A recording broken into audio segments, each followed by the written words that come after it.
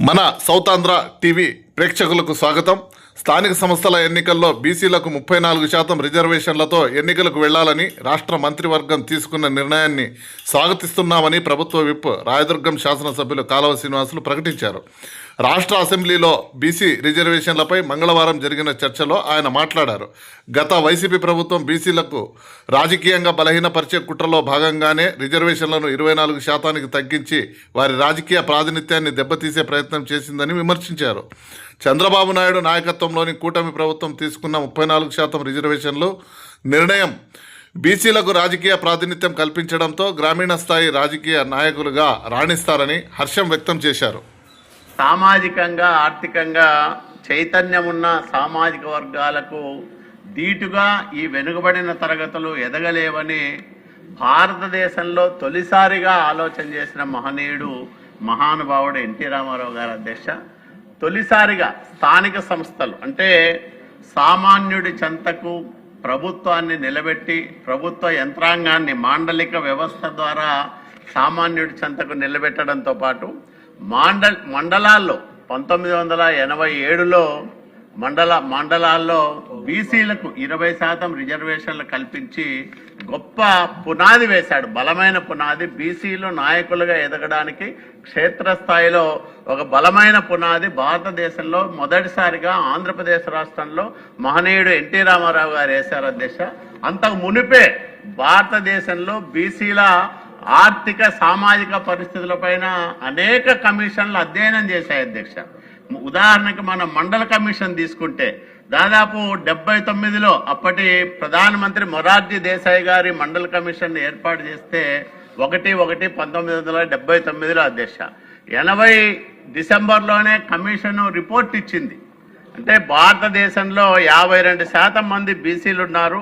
దాదాపు 3743 కులాలు ఈ దేశంలో ఓబీసీలు ఆర్థికంగా వెనుకబడిన వర్గాల వాళ్ళు ఉన్నారు.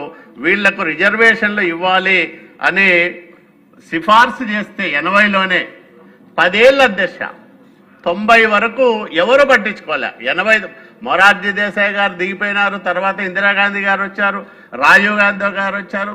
తర్వాత మళ్ళీ ఎప్పుడు మండల కమిషన్ సిఫార్సులకు ఆమోద ముద్ర వేసినారంటే ఇక్కడ మనం స్థానిక సంస్థల్లో 20% రిజర్వేషన్లు ఇచ్చిన గొప్ప చరిత్ర ఉన్న ఎన్టీ రామారావు గారు నేషనల్ ఫ్రంట్ చైర్మన్ అయ్యి నేషనల్ ఫ్రంట్ ప్రధానమంత్రిగా విపి సింగ్ గారు మరి ఆ రోజు కొలువు తీరితే ఢిల్లీలో అప్పుడు మళ్ళా దీనికి కదలిక వచ్చి విపి సింగ్ గారి ఆధ్వర్యంలో మండల్ కమిషన్ రిపోర్టును ఆమోదించి మరి ఆ రోజు విద్యా ఉద్యోగాల్లో 27% ఓబీసీలకు దేశవ్యాప్తంగా రిజర్వేషన్లు కల్పించిన గొప్ప చరిత్ర కలిగిన పార్టీ తెలుగుదేశం పార్టీ మహనీయుడు ఎన్టీ రామారావు గారికి దక్కుతుంది అధ్యక్ష. ఈ రాష్ట్రంలోనే కాదు ఈ దేశంలో బీసీలు బాగుపడుతున్నారు ఈ రోజంటే దానికి కారణం తెలుగుదేశం పార్టీ సృష్టికర్త ఎన్టీ రామారావు గారు అనే విషయాన్ని గౌరవంగా చెప్పుకుంటాం అధ్యక్ష. తెలుగుదేశం పార్టీ కార్యకర్తలుగా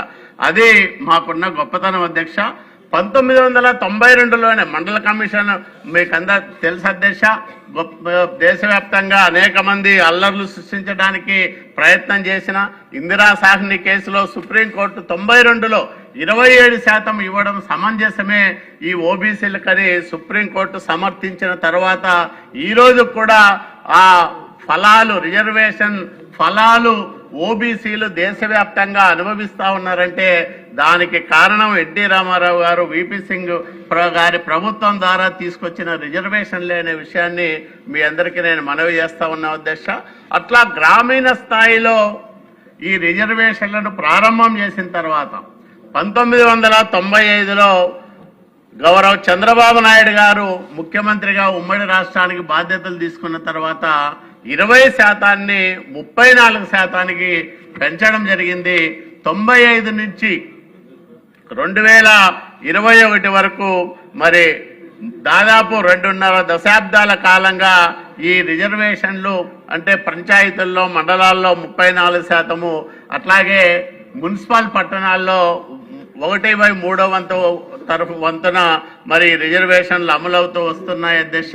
దీనికి అంటే చిత్తశుద్ధి ఉండాలి అధ్యక్ష. వెనుకబడిన వర్గాలను కూడా ఇతర వర్గాలకు సమానంగా అభివృద్ధి చేయాలనే చిత్తశుద్ధి నాయకుడికి ఉంటే దాన్ని ఎట్లా అమలు చేయాలనే ఆలోచన, దానికి తగిన ప్రత్యామ్నాయ మార్గాలు ఎదగడానికి చాలా సులువవుతుంది. కానీ అట్లా ఆలోచన చేయకోకుండా కేవలం బీసీలు అంటే ఒక కక్షతో వీళ్ళు స్థానికంగా క్షేత్రస్థాయిలో నాయకులుగా ఎదగకూడదు, ఎక్కడైతే అక్కడ భూస్వాములు, పెత్తందారులు, ధనవంతులు, బలవంతులు ఉంటారో వాళ్ళ అడుగులకు మడుగులతో ఉండాలి తప్ప, ఓట్లేసే యంత్రాలుగా ఉండాలి తప్ప బీసీలు నాయకులుగా ఎదగకూడదనే ఒక దురుద్దేశంతో జగన్మోహన్ రెడ్డి మరి ఈ రిజర్వేషన్ శాతాన్ని 10% తగ్గించాడు అధ్యక్ష. 34 నుంచి 24కు తగ్గించి మరి ఎలక్షన్లకు పోయిన విషయాన్ని మనం చూసాం. ఇందాక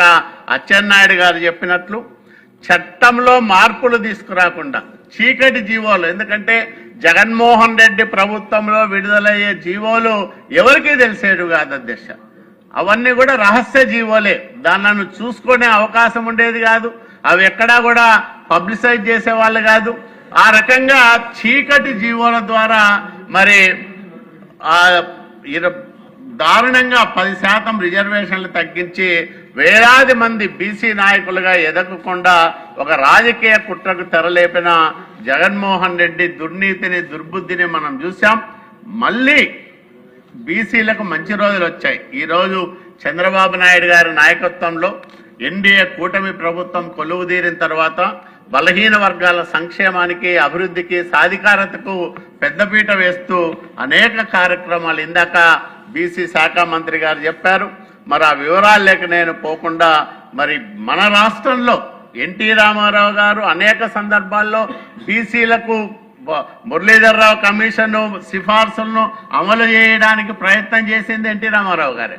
తర్వాత 34%తో ఇన్ని సంవత్సరాలు స్థానిక సంస్థల్లో బీసీల నాయకత్వాన్ని ప్రోత్సహిస్తూ వస్తున్న పార్టీ తెలుగుదేశం పార్టీ. ఈరోజు మనం తీసుకుంటే అధ్యక్ష, ఉమ్మడి ఆంధ్రప్రదేశ్ రాష్ట్రంలో తెలంగాణలో గొప్ప నాయకుడిగా స్థానిక సంస్థల్లో ఆ రోజు జిల్లా పరిషత్ చైర్మన్లుగా మనం ఇచ్చిన 20% రిజర్వేషన్లను ఉపయోగించుకొని దేవేంద్ర గౌడ్ గారు లాంటి నాయకుడు జిల్లా పరిషత్ చైర్మన్ అయి తర్వాత హోంమంత్రిగా ఒక ప్రముఖ బీసీ నాయకుడిగా తెలంగాణలో మరి ఆ రోజు మనం ఆయన్ను ఎదుగుదలను చూసాం.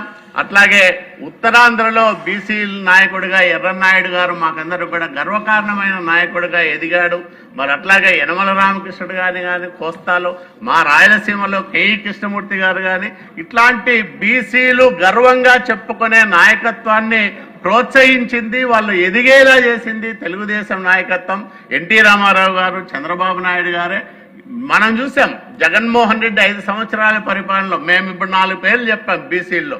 వీళ్ళు ఎవరు డిఫరెంట్ కులాలకు సంబంధించిన బీసీ నాయకులు, అంటే బీసీ నాయకులు వీళ్ళు అని చెప్పుకోవడానికి గర్వపడే విధంగా వాళ్ళందరూ కూడా రాజకీయంగా దశాబ్దాల కాలంగా వాళ్ళ ప్రయాణాన్ని సాగించి మరి కీలక అంశాల్లో ఎక్కడైతే ముఖ్యమంత్రి గారికి అత్యంత కీలకమైన సమస్య లేకపోతే నిర్ణయం తీసుకోవాల్సి వచ్చినప్పుడు వెనక ముందు లెఫ్ట్ రైట్ వీళ్ళే ఉండి ప్రభుత్వాన్ని ఒక రకంగా నడిపించిన గొప్ప నాయకత్వం బీసీ నాయకత్వం తెలుగుదేశం పార్టీ సొంతం.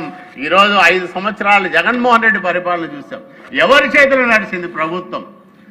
అక్కడేమో ఉత్తరాంధ్ర విజయసాయిరెడ్డికి, అట్లాగే కోస్తాంధ్ర అంతా కూడా మరి వైవి సుబ్బారెడ్డికి, రాయలసీమ అంతా కూడా పెద్దిరెడ్డి రామచంద్రారెడ్డికి, వీళ్ళందరి కలెక్షన్ల ఏజెంట్ గా సజ్జల రామకృష్ణారెడ్డి. ఈ 4 రెడ్లే కనిపిస్తాడు తప్ప మనకి 4 బీసీలు ఎవరైనా వైసీపీ నాయకుల్లో వీళ్ళు బీసీ నాయకులు ఈ వైసీపీలో అని చెప్పుకోవడానికి ఒక్క 4 బీసీ నాయకులు చెప్పమనండి అధ్యక్ష.